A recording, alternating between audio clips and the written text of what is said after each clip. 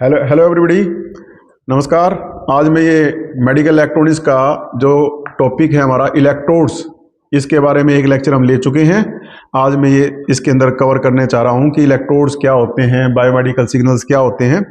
Last lecture में हम लोगों ने बायोमेडिकल सिग्नल्स के बारे में जाना था कि बायोमेडिकल सिग्नल्स क्या क्या होते हैं, जैसे कि ये ईसीजी है, इलेक्ट्रोकार्डियोग्राफी है, ईईजी है, इलेक्ट्रोइंसेफलोग्राफी है, ईएमजी है, इलेक्ट्रोमायोग्राफी है, ईआरजी है, इलेक्ट्रोरेटिनोग्राफी है, ईओजी है, इलेक्ट्रोओसिलोग्राफी है, ईजीजी है, इलेक्ट्रोगैस्ट्रोग्राफी। तो ये सब हमारे बायोमेडिकल सिग्नल्स होते हैं जिनका हम लोग इस्तेमाल करते हैं बायोमेडिकल मेजरमेंट करने में। फिर हमने बात की थी कि ये बायोमेडिकल सिग्नल जनरेट कैसे करते हैं। तो उसका जनरेट करने का तरीका ये था कि हम लोग ये सेल की बात कर रहे हैं। सेल के ऊपर एक सेमी परमेबल मेम्ब्रेन होती है। सेमी परमेबल मेम्ब्रेन की खास बात क्या है कि कुछ आयंस को अंदर आने देंगे, कुछ आयंस को अंदर आने नहीं देगी। तो इसके कारण से एक होता है रेस्टिंग पोटेंशियल। रेस्टिंग पोटेंशियल का मतलब ये है कि अगर वोल्टेज नापें तो अंदर की होगी -60 मिली वोल्ट। जब हम स्टिमुलस अप्लाई करते हैं, स्टिमुलस अप्लाई करने के बाद में ये अब हमारा कहलाएगा रेस्टिंग पोटेंशियल। जब स्टिमुलस अप्लाई करेंगे प्रॉपर्टी खत्म हो जाएगी मेम्ब्रेन की, और मेम्ब्रेन अपनी प्रॉपर्टी खो देगी, तो उसके कारण से कुछ आयन अंदर जाएंगे, कुछ आयन बाहर आएंगे। तो अंदर का पोटेंशियल अब +20 मिली वोल्ट हो जाएगा, -60 से +20 मिली वोल्ट हो जाएगा। और इसको बोलते हैं डीपोलराइजेशन। इसको बोलेंगे डीपोलराइजेशन। उसके बाद में थोड़ी देर बाद में प्रॉपर्टी अपना आप रिगेन करेगी ये सेल हमारी और वापस अपनी पोजीशन में आ जाएगी। तो इसको बोलेंगे रीपोलराइजेशन। ये प्रोसेस हमारी कहलाएगी रीपोलराइजेशन। अब रीपोलराइजेशन के बाद ये कहलाएगा आफ्टर पोटेंशियल हमारा कहलाता है। तो ये हमारा सोर्स है जिसके द्वारा हम लोगों को बायोमेडिकल सिग्नल्स मिलता है। क्योंकि हमारी सेल्स जो है ना, उन सेल्स पे स्टिमुलस अप्लाई करते हैं तो सेल्स का जो बिहेवियर है उससे हमें पता चलेगा कि सेल का रिस्पॉन्स कैसा है। अगर मान लीजिए सेल्स के ऊपर कोई प्रॉब्लम आई है तो बिहेवियर चेंज हो जाएगा। अगर प्रॉब्लम नहीं आई तो हमें प्रॉपर जो वेव फॉर्म है वो मिलेगा, चाहे ईसीजी का हो, ईजीजी का हो, चाहे ईआरजी का हो, किसी भी चीज़ का हो। तो ये हम बात करते हैं। अब इसमें मेन चीज़ है बायो इलेक्ट्रोड्स, यानी कि हम सिग्नल्स को जो पिक करेंगे, ये सिग्नल्स को पिक करने के लिए मेटेलिक इलेक्ट्रोड्स लगाते हैं बॉडी के ऊपर। ये मेटेलिक इलेक्ट्रोड्स इस सिग्नल को पिक करने की पिक करते हैं ये। इसके बाद में मैंने आपको बताया था कि बायो इलेक्ट्रोड्स हमारे कितनी तरह के होते हैं। टाइप ऑफ बायो इलेक्ट्रोड्स के बारे में बात की थी हमने। जैसे जर्मेनियम सिल्वर का बना होता है, ठीक है, स्टेनलेस स्टील का बना होता है, प्लेटिनम कार्बन का बना होता है, प्लास्टिक एंड रबर के भी होते हैं, नायलॉन और पॉलीमर्स के भी होते हैं, ठीक है। ये हमने क्लासिफिकेशन किया था बायो इलेक्ट्रोड्स के बारे में, ठीक है। अब बायो इलेक्ट्रोड्स के बारे में क्लासिफिकेशन करते समय हमने बात की थी, और क्लासिफिकेशन में 3 बातों पे हम क्लासिफाई कर रहे हैं। एक तो इलेक्ट्रोड एक्शन के आधार पे, दूसरा है इलेक्ट्रोड की एप्लीकेशन के आधार पे, और तीसरा है प्लेस ऑफ यूज, हमने उसको कहां पे यूज किया है उसके आधार पे क्लासिफाई करें। तो एक्शन के आधार पे, यानी कि हम काम के आधार पे इलेक्ट्रोड्स को यहां क्लासिफाई कर रहे हैं। तो वह पहला है पोलराइज्ड या नॉन रिवर्सेबल इलेक्ट्रोड। पोलराइज या नॉन रिवर्सेबल इलेक्ट्रोड, ये इलेक्ट्रोड हमारा पोलराइज्ड होता है। जैसे इलेक्ट्रोलाइटिक कैपेसिटर होता है, इसमें पोलैरिटी होती है, पॉजिटिव और नेगेटिव पोलैरिटी होती है। इसको पोलैरिटी के हिसाब से लगाना पड़ता है। और नॉन पोलराइज जो है ये रिवर्सेबल है। इसको रेजिस्टेंस की तरह हम उल्टा सीधा कैसे भी लगा सकते हैं, इसमें पोलैरिटी का कोई मामला नहीं होता। तो ये पहला है पोलराइज्ड और नॉन पोलराइज्ड। उसके बाद में हम बात करते हैं basic use of the electrode किस प्रकार से यूज हमारे किए जा रहे हैं। तो एक है बॉडी सरफेस इलेक्ट्रोड। ये हमारी बॉडी की सरफेस पे इलेक्ट्रोड इस्तेमाल करते हैं। जैसे यहां पे सबसे पहला है मेटल प्लेट इलेक्ट्रोड। ये हमारा मेटल प्लेट इलेक्ट्रोड है, ठीक है, ये हमारा मेटल प्लेट इलेक्ट्रोड है। दूसरा है मेटल डिश सरफेस इलेक्ट्रोड। ये हमारा मेटल डिश सरफेस इलेक्ट्रोड है। ये डिश टाइप का होता है, मेटल का बना होता है, ये कनेक्टर लगा रखा हमारा। तीसरा है suction cap electrode. Suction cap में क्या होता है, पीछे एक कैप लगी होती है, ये हवा, इसको दबा देंगे हम, ये यहाँ पे मेटल के, ये इलेक्ट्रोड तो ये है, पीछे हमने कैप लगा रखा है, बल्ब है ये। इसको जब दबा करके हम इसको पेशेंट के बॉडी पे लगा करके दबा देंगे, और जब छोड़ेंगे तो यह सक करेगा हवा और वहां पे चिपक जाएगा। तो ये हमारा सक्शन कैप इलेक्ट्रोड है, जो कि बहुत पुराने समय में इस्तेमाल करते थे। इसके बाद फ्लोटिंग इलेक्ट्रोड्स। ये फ्लोटिंग इलेक्ट्रोड जो है हमारे, हम स्टिकर लगा करके इसको चिपका देते हैं। ज्यादातर आजकल यही चलते हैं, फ्लोटिंग इलेक्ट्रोड चलते हैं। नेक्स्ट है फ्लेक्सिबल इलेक्ट्रोड। ये थे रिजिड बॉडी, मेटल के बने हुए हैं। ये फ्लेक्सिबल इलेक्ट्रोड है जिनको हम शेप भी चेंज हो जाती है, तो इसको भी स्ट्रिप के द्वारा चिपका देते हैं। फ्लेक्सिबल है, स्किन के ऊपर पूरी तरह से फिट हो जाते हैं ये, तो ये हमारे फ्लेक्सिबल इलेक्ट्रोड्स हैं। ये इलेक्ट्रोड है स्किन सरफेस इलेक्ट्रोड। फिर बात आती है इंटरनल इलेक्ट्रोड्स। इंटरनल इलेक्ट्रोड जो हमारे बॉडी के अंदर लगते हैं, ये तो स्किन की सरफेस पे लगते हैं, फिर बॉडी के अंदर है, जैसे नीडल इलेक्ट्रोड है। तो नीडल इलेक्ट्रोड क्या करेगा, नीडल की तरह है हमारा, देखिए ये नीडल की तरह है इलेक्ट्रोड, ये देखिए नीडल है हमारी, ठीक है ना। जैसे EMG नीडल की हम बात कर रहे हैं यहाँ पे, EMG रे, देखिए हमने EMG के इलेक्ट्रोड लगा रहे हैं, ये हमारे मसल के अंदर लगा रहे हैं, ठीक है ना। मसल के अंदर देखिए नीडल इलेक्ट्रोड हमने मसल के अंदर लगा रखा है हमने, तो ये नीडल है हमारी, देखिए, ठीक है। इंसुलेटिंग हैंडल है हमारा, ये नीडल है, ये वायर लगा रखे हमने, ठीक है। ये मसल के अंदर लगाते हैं हम लोग EMG लेने के लिए, जैसे इसमें एग्जांपल दे रखा है, ये नीडल इलेक्ट्रोड हमारी है। उसके बाद है इंडोवल इलेक्ट्रोड, ये दूसरा इलेक्ट्रोड है, इंडोवल इलेक्ट्रोड है हमारा। ये मेटल टिप है इलेक्ट्रोड की यहाँ पे, ये इंसुलेटिंग शीट है हमारी, यानी कि मेटलिंग पार्ट ये है। और नेक्स्ट है वायर इलेक्ट्रोड, ये वायर की तरह, देखिए ये वायर की तरह, ये वायर है, ये लीड लगा रखी हमने। ये सारी इंटरनल इलेक्ट्रोड है हमारी, जो बॉडी के अंदर लगाएंगे। फिर है माइक्रो इलेक्ट्रोड। ये माइक्रो इलेक्ट्रोड बहुत बारीक साइज के होते हैं, छोटे माइक्रो इलेक्ट्रोड होते हैं, बारीक होते हैं। ये भी आगे दो तरह के होंगे, कौन से? एक तो मेटल इलेक्ट्रोड हो गए और दूसरा माइक्रो पिपेट। माइक्रो पिपेट यानी खोखले होते हैं ये। पिपेट जो है ये देखिए, ये है टंगस्टन कार्बाइड का रोड बना रखा हमने, ये नीडल टाइप का है, देखिए हमारा टंगस्टन कार्बाइड का। और दूसरा ये देखिए, ये माइक्रो पिपेट है, अंदर से खोखली है, इलेक्ट्रोड इसमें लगा रखा है। यहाँ टिप पे ही हमारी ये लीड्स लगा रखी है हम लोगों ने, ठीक है ना। ये हमारा कहलाएगा मेटल इलेक्ट्रोड कहलाएगा, ये माइक्रो पिपेट कहलाएगी। क्लियर है, ये चीजें रहेगी। फिर हमने on the basis of application के आधार पे हम क्लासिफाई कर रहे हैं कि एप्लीकेशन के आधार पे क्या है, ECG इलेक्ट्रोड, दूसरा क्या है EEG इलेक्ट्रोड और EMG इलेक्ट्रोड।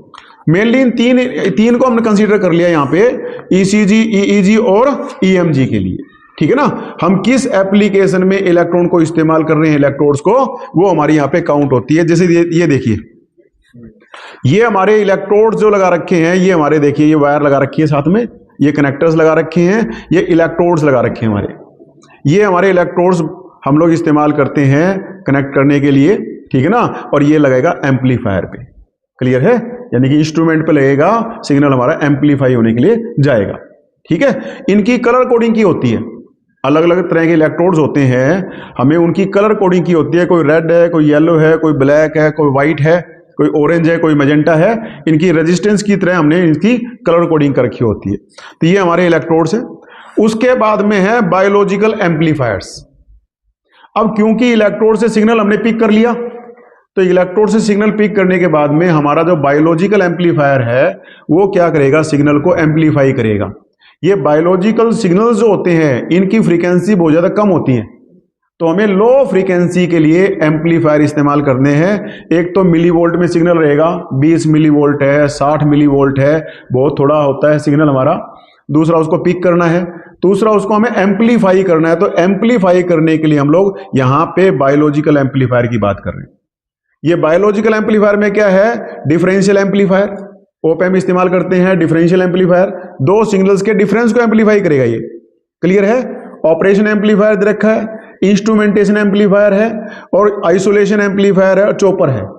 तो ये बेसिकली एम्पलीफायर का काम है सिग्नल्स की स्ट्रेंथ को बढ़ाना।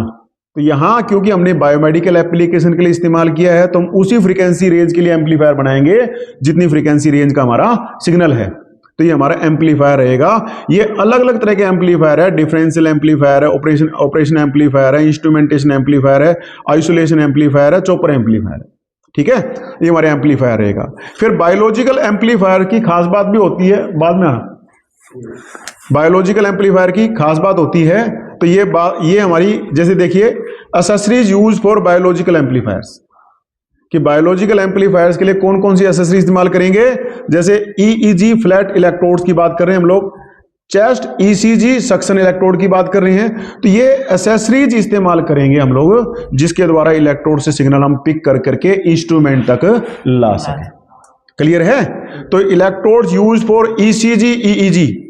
ECG के लिए कौन से इलेक्ट्रोड यूज करेंगे, EGG के लिए कौन से इलेक्ट्रोड यूज करेंगे, ये सब अलग अलग तरह के। जैसे EEG है, इलेक्ट्रोइंसेफ्लोग्राम, देखिए स्कल है हमारी पेशेंट का, तो इसकी स्कल का हमें ब्रेन इंफॉर्मेशन लेनी है। ब्रेन का इंफॉर्मेशन हमारा EEG में मिलेगा हमें। तो स्काल्प पे लगा देंगे, देखिए स्कल्प पे लगा देंगे इलेक्ट्रोड्स, अलग अलग पॉइंट पे इलेक्ट्रोड्स लगाएंगे। तो ये अलग अलग इलेक्ट्रोड कौन कौन सा होगा, एक तो स्कल सरफेस इलेक्ट्रोड है जो स्कल की सरफेस पे लगाएंगे। दूसरा है ईयर क्लिप इलेक्ट्रोड है, ये ईयर क्लिप कान के पीछे लगा देंगे, ठीक है ना, ईयर की क्लिप लगी हुई हमारी, ये कान के पीछे ईयर क्लिप इलेक्ट्रोड लगा देंगे। स्पेशल नीडल इलेक्ट्रोड है, ये स्कल के अंदर खोपड़ी के अंदर लगाएंगे। कोरोइडल सिल्वर डिस्क इलेक्ट्रोड, तो ये हमारे अलग अलग तरह के इलेक्ट्रोड इस्तेमाल। मशरूम इलेक्ट्रोड, देखिए मशरूम, ये मशरूम की शेप में हमारा मशरूम इलेक्ट्रोड है, ये EEG के लिए इस्तेमाल करते हैं हम लोग। नेक्स्ट है club shape pad electrode, club shape में होता है ये हमारा, तो ये इलेक्ट्रोड हम EEG के लिए लगाते हैं, इलेक्ट्रोइंसेफलोग्राफी के लिए इस्तेमाल करते हैं, ठीक है। तो ये सारा हमारा मेन कंसेप्ट इसका रहेगा। इस सब्जेक्ट का, इस जो चैप्टर है इसका मेन कंसेप्ट ये है कि हम लोग बायोमेडिकल सिग्नल्स के बारे में बात कर रहे हैं कि हमारा जो भी इंस्ट्रूमेंट है, हमारी बॉडी पैरामीटर्स नाप रहा है। तो बॉडी पैरामीटर्स का मतलब ये है कि हमारी बॉडी के अंदर केमिकल, सारा सिस्टम केमिकल है। It is like a battery, जैसे बैटरी के अंदर पोटेंशियल्स होते हैं वैसे हमारे सेल के अंदर ही पोटेंशियल होगा। उस सेल पोटेंशियल को हम नापते हैं, वो अलग अलग अंगों पे, जैसे अगर मान लीजिए हार्ट की बात कर रहे हैं तो हार्ट से मिलेगा हमें ECG, इलेक्ट्रोकार्डियोग्राम, ठीक है ना। अगर मान लीजिए ब्रेन इंफॉर्मेशन लेनी है हम लोगों ने, तो ब्रेन के लिए हमें मिलेगा EEG, इलेक्ट्रोइंसेफलोग्राम। हार्ट के लिए ECG, ब्रेन के लिए EEG, इलेक्ट्रोइंसेफलोग्राम। इसी प्रकार से मतलब इंटेस्टाइन है हमारी, तो इलेक्ट्रोगैस्ट्रोग्राम। हमारी आई है, तो आई के दो हिस्से हैं, एक तो रेटिना, रेटिना से जो सिग्नल मिलेगा वो मिलेगा इलेक्ट्रोरेटिनोग्राम। और अगर पुतली हमारी जो है आई बॉल है, उसकी मूवमेंट है, उसकी मूवमेंट को कैप्चर करें तो क्या कहलाएगा हमारा, इलेक्ट्रो ओसिलोग्राम। यही रहेगा, इलेक्ट्रो ओसिलोग्राम कहलाएगा ना हमारा, ठीक है ना, इलेक्ट्रो ओसिलोग्राम। और इसके सिवा और भी बहुत सारे सिग्नल्स हैं। अब देखिए जैसे ये हमारी बात करें ECG, तो फ्रीक्वेंसी रेंज कितनी रहेगी ECG की, 0.05 से लेकर के 120 हर्ट्ज तक रहेगी।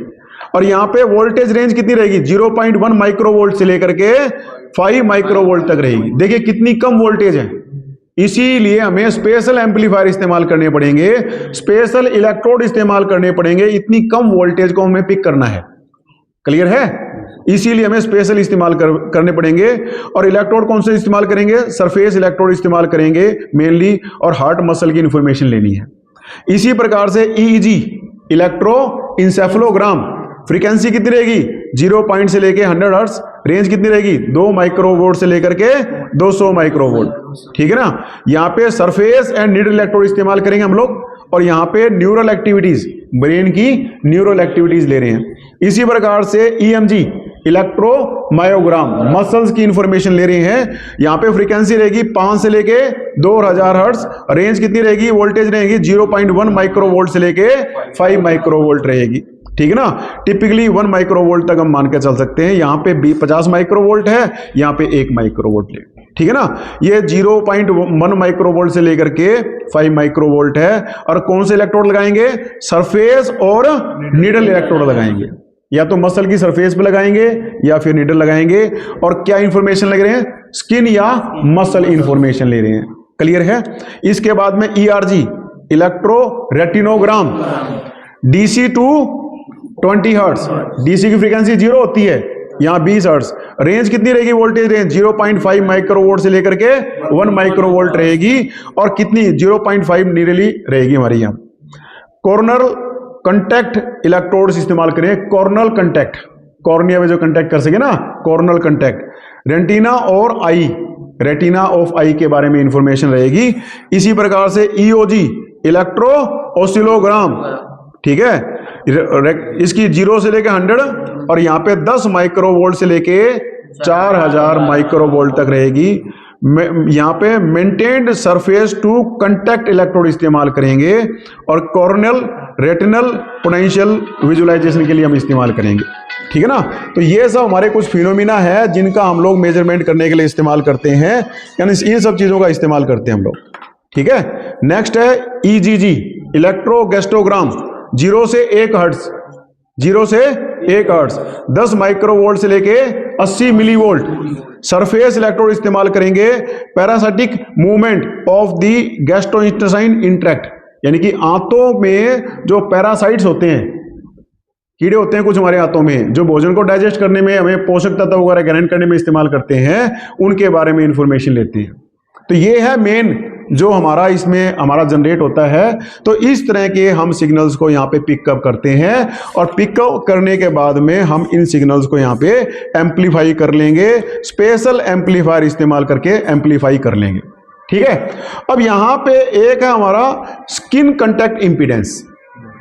स्किन कंटेक्ट इंपीडेंस का कंसेप्ट क्या है कि आपने देखा होगा जब भी इलेक्ट्रोड लगाते हैं तो इलेक्ट्रोड लगाने के साथ साथ हमें जेली लगानी पड़ती है, एक जेल लगाते हैं, वो बेसिकली इलेक्ट्रोलाइट होता है। उसका दो पर्पज होते हैं, एक तो इंपीडेंस मैचिंग करने का काम करता है, एक वो स्किन को, ड्राई स्किन को वेट कर देता है, क्योंकि किसी की बॉडी की स्किन ड्राई है और किसी की वेट है। तो उस केस में जो स्किन पोटेंशियल है वो प्रॉपरली पिक नहीं हो पाएगा। और आपको पता है maximum power transfer theorem, maximum power transfer theorem कहती है कि maximum power will be transfer when impedance will match. तो इलेक्ट्रोड का इंपीडेंस अलग है और स्किन का इंपीडेंस अलग है। तो उस केस में ये जेली क्या करेगी, इंपीडेंस मैच करने का काम करेगी। और इससे क्या होगा, देखिए सिग्नल काफी वीक है, माइक्रो वोल्ट्स में है सिग्नल, तो इतना कम सिग्नल है, अगर वही हमने ढंग से पिक नहीं किया तो प्रॉपर सिग्नल नहीं आ पाएगा, हमारा सिग्नल एम्पलीफाई नहीं हो पाएगा। तो इसीलिए हमें ये कंटेक्ट इंपीडेंस को मैच करना पड़ता है, इसीलिए वो जेली लगाते हैं। वो बेसिकली इलेक्ट्रोलाइट होता है, ड्यूल पर्पज होता है। क्लियर है, जिससे सिग्नल हमारा इलेक्ट्रोड में आएगा। फिर वायर भी स्पेशल होगी, क्योंकि सिग्नल वायर के थ्रू एम्पलीफायर में जाएगा, इंस्ट्रूमेंट में जाएगा, तो वायर का भी इंपीडेंस प्रॉपरली मैच होना चाहिए, इलेक्ट्रोड से प्रॉपरली मैच होना चाहिए। तो इसमें कोएक्सियल केबल इस्तेमाल करते हैं हम लोग, ताकि सिग्नल हमारा डाई आउट ना हो जाए। तो अच्छी मेटल की वायर होती है, सिग्नल को पिक करना हम लोगों ने, तभी हमें प्रॉपर जानकारी मिल पाएगी। तो ये सब कंसीडर करना पड़ता है। फिर हमारा जो एम्पलीफायर है, वो एम्पलीफायर भी विशेष रूप से हमारा इस प्रकार से डिजाइन होना चाहिए कि वो सिग्नल को प्रॉपरली एम्पलीफाई कर सके, क्योंकि सिग्नल स्ट्रेंथ काफी वीक है और सिग्नल काफी इंपॉर्टेंट है। अगर गलत जानकारी मिल गई, सिग्नल के अंदर नॉइस आ गई, तो प्रॉपरली उसको हम डिटेक्ट नहीं कर पाएंगे। तो इसीलिए हमें प्रॉपर एम्पलीफायर इस्तेमाल करने पड़ते हैं। इन प्रॉपर एम्पलीफायर को इस्तेमाल करने के बाद में चाहे सिग्नल एनालॉग रूप में रहे, चाहे ए टू डी कन्वर्टर लगा करके हम सैंपलिंग करके ए टू डी कन्वर्टर लगा करके हम कंप्यूटर में भी डाल सकते हैं, डिजिटल फॉर्म में ले जा करके कंप्यूटर में डाल सकते हैं, डिस्प्ले पे दे सकते हैं। हम सॉफ्टवेयर इस्तेमाल कर सकते हैं, यानी कि जो पैटर्न है उस पैटर्न को एनालाइज करने के लिए हम सॉफ्टवेयर का इस्तेमाल कर सकते हैं। और सॉफ्टवेयर के साथ साथ एआई का भी इस्तेमाल कर सकते हैं हम लोग। ठीक है, कल का जो इरा है उसमें सॉफ्टवेयर के साथ साथ हम एआई का भी इस्तेमाल कर सकते हैं।